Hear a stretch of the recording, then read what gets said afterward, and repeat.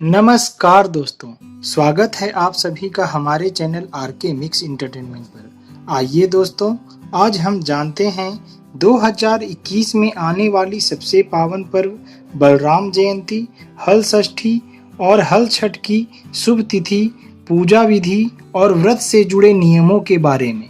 दोस्तों, बलराम जयंती या हल षष्ठी का पर्व हर वर्ष भाद्रपद माह के कृष्ण पक्ष की षष्ठी तिथि को मनाई जाती है और रक्षाबंधन और श्रावण पूर्णिमा के 6 दिनों के बाद इस पर्व को मनाने की परंपरा है।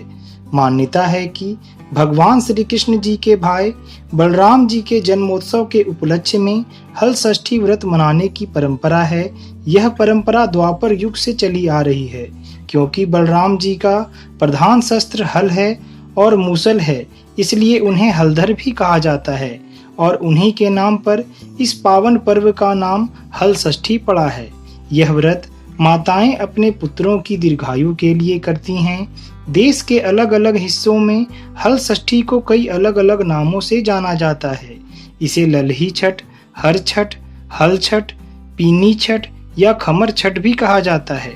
आइए दोस्तों, जानते हैं 2021 में हल षष्ठी व्रत की शुभ तिथि और मुहूर्त के बारे में। 2021 में हल षष्ठी का व्रत 28 अगस्त 2021 दिन शनिवार को है, जिसमें षष्ठी तिथि का प्रारंभ 27 अगस्त 2021 को शाम के 6:52 से होगा और षष्ठी तिथि 28 अगस्त 2021 को रात्रि 8:54 पर समाप्त हो जाएगी। आइए दोस्तों, अब जानते हैं हल षष्ठी के व्रत से जुड़े कुछ खास नियमों के बारे में।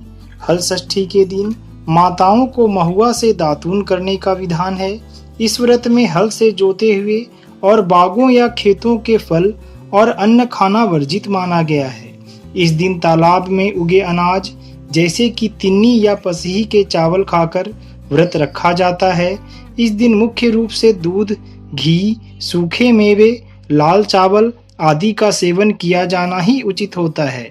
इस व्रत की पूजा हेतु भैंस के गोबर से पूजा घर में दीवार पर हर छठ माता या षष्ठी माता का चित्र बनाया जाता है और भगवान गणेश, माता षष्ठी और माता गौरा की पूजा की जाती है।